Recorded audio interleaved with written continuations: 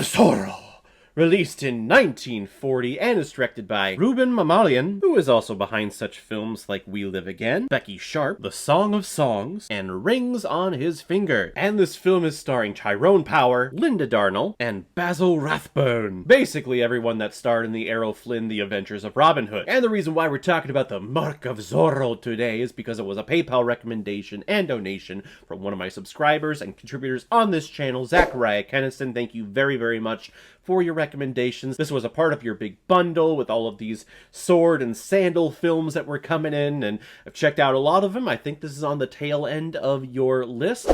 Never watched this film before, but I love Zorro, in particular because I think Zorro definitely inspired this man that I have tattooed on my forearm. You watch this movie and you go, oh my god, this is Golden Age Batman. Diego Vega is called home from Spain at the behest of his father. However, when he returns home to California, he is disgusted with how all the common people are being treated by those in power in government. So while Don Diego keeps up appearances of being a wealthy nobleman in the public eye, at night he puts on the cape and mask and dons himself as the outlaw fox Zorro, taking on all evildoers in the town and forcing those evil men out of power. Basically, he is the Robin Hood of California. Now, I have not read Zorro, and the only other Zorro things that I have watched are, of course, the 1997 film, The Mask of Zorro, which is one of my favorites. I love that movie so much. But it's nice to see where this character originated from and why it gets the popular acclaim that it does, and it's films like this in 1940, and I believe there's a film that came out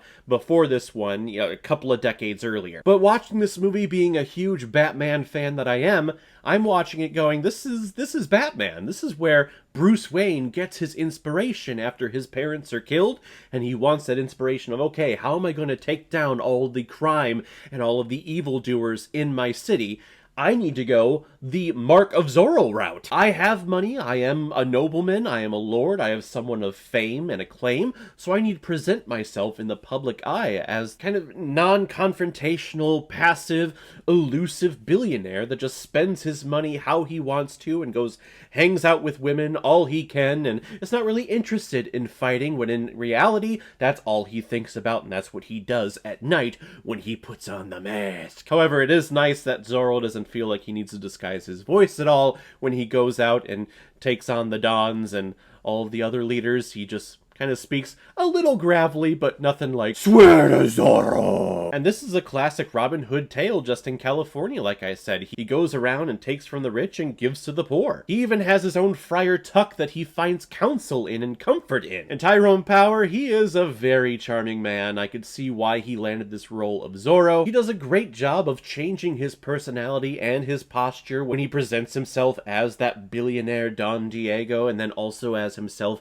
as Zorro. As Zorro, he feels very grounded, whereas when he's Don Diego, he feels very light and kind of on his tippy toes and kind of just gliding along the way. And when he dances with Lolita, he feels very elegant and very charming. I love his performance here. If he wouldn't have gotten this role, he would have done great in those Batman movie serials from the 40s. He would have been fantastic. And kudos to him and Basil Rothbone for those fencing fights. That was pretty impressive. Sure, they had stunt doubles coming in for all the dangerous stuff and all the tuck and turns, but when their face is on screen, I mean, it's pretty impressive. And Rothbone is such a conniving little villain. He's so proper and so dapper, and you just look at him and you go, oh, yep, you're the bad guy. He immediately comes on screen and he's holding a sword, talking to Don Diego, introducing him to the Lord, and he's like, oh, yes, I love fencing. I'm a great swordsman. I think I know where this is going. He's gonna die in a sword fight. And it's a pretty damn epic sword fight, I gotta be honest. For 1940, I was impressed. And Linda Darnell is here as Lolita, the love interest.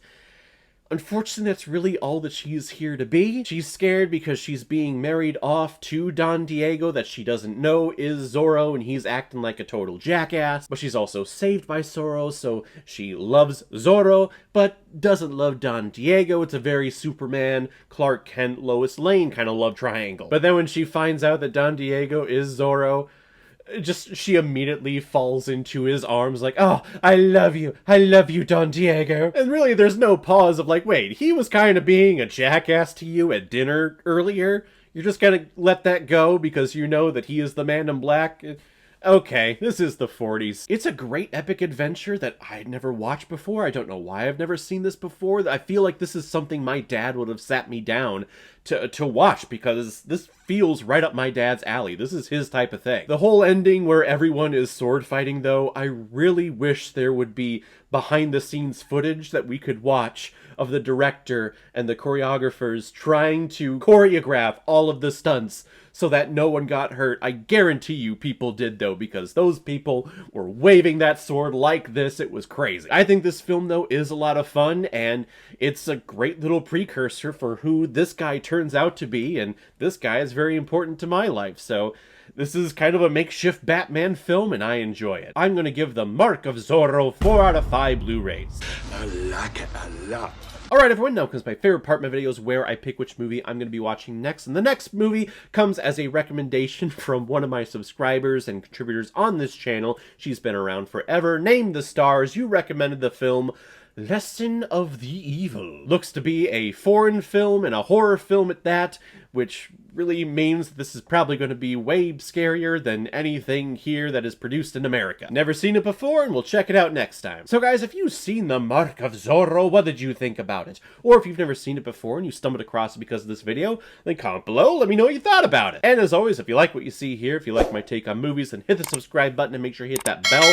See you the next time I release my next movie review. So guys, I will see you next time with my review of Lesson of the Evil. So in the meantime, be well, be good to each other, and go watch a movie. Take care, guys.